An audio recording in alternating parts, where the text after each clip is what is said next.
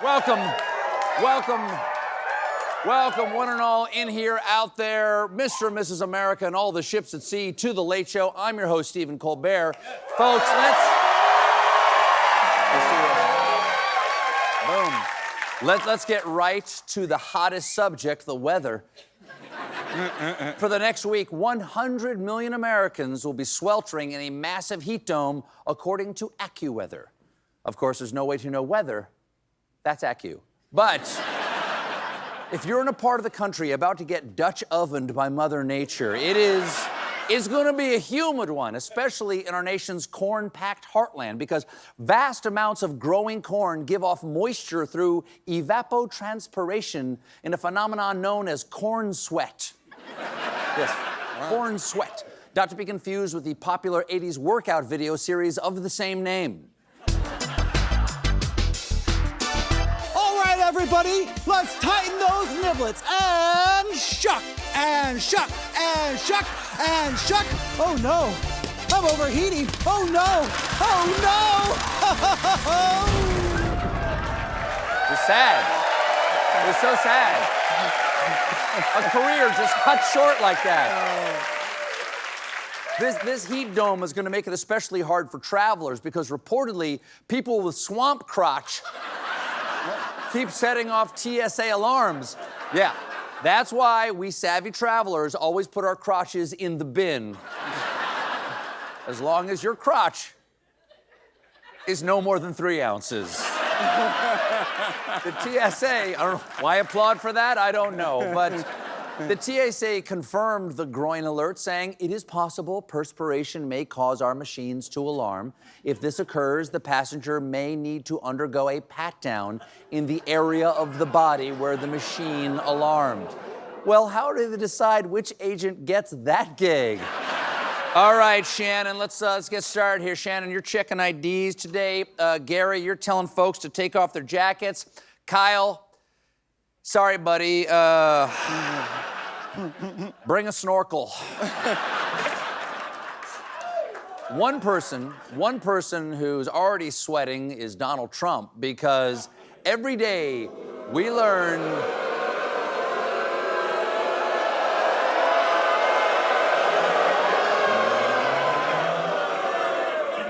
that came in like the tide. Yeah, right.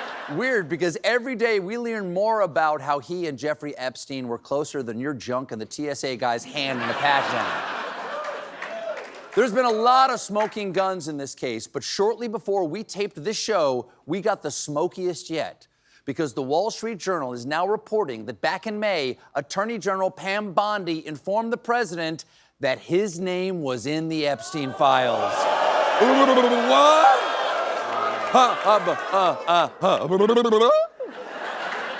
But he said he hardly knew the guy. He's in the files.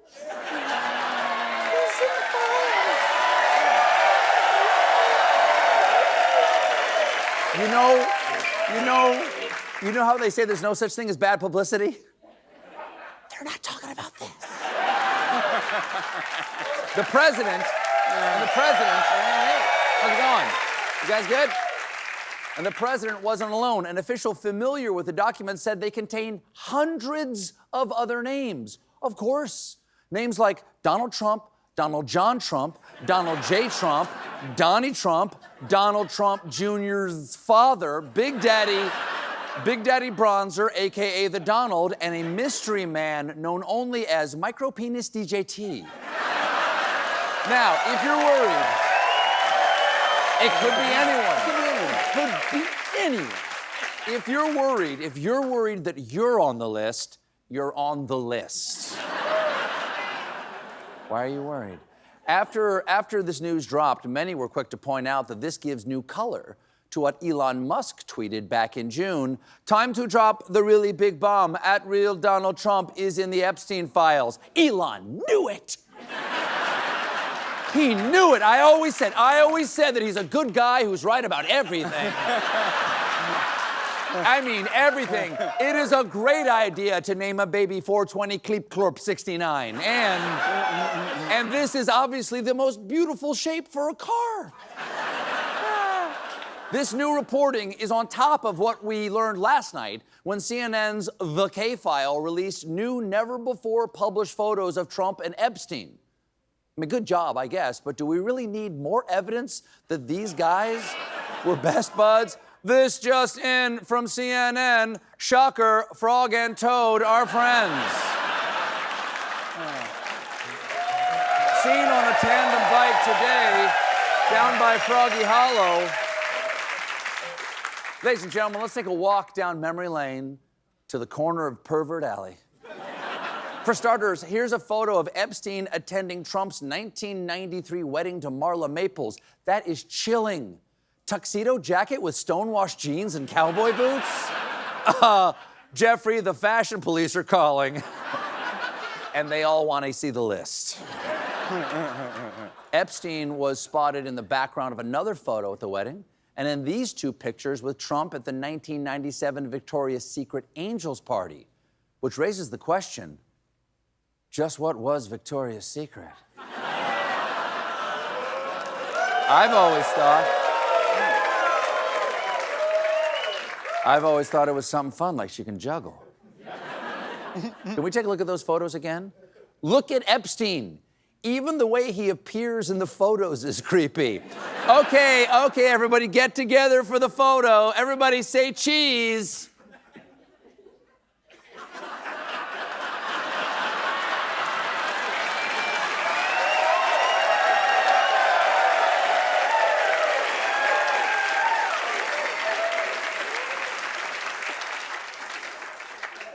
Gorgonzola. I don't know why. Why Gorgonzola? Seems like the creepiest cheese. Then there are these pictures from a year 2000 issue of the Palm Beach Post of Trump and Melania at the same event as Epstein and Ghislaine Maxwell. That's how tight these guys were. Their friendship outlasted Trump's marriage to Marla Maples. Up till death do us part, Jeffrey. Till mysterious, unexplained death. Trump wants to change the subject to anything besides Jeffrey Epstein. So yesterday, he gathered his congressional goons together and he made up this promise. We're going to get the drug prices down, not 30 or 40%, which would be great. We will have reduced drug prices by 1,000%, by 1,100, 1,200, 1,300, 1,400, 700, 600. Those numbers make no sense. There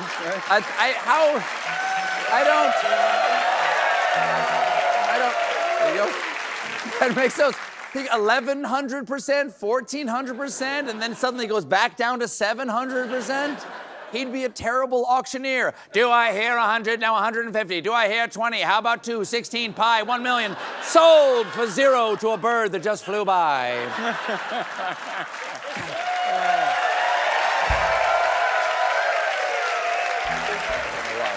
Feels very country. Another reason this is completely stupid is that reducing the price by 100% would make the drugs free. Reducing it by 1,000% would make the cost negative dollars. That means pharma companies would have to pay you to take their drugs.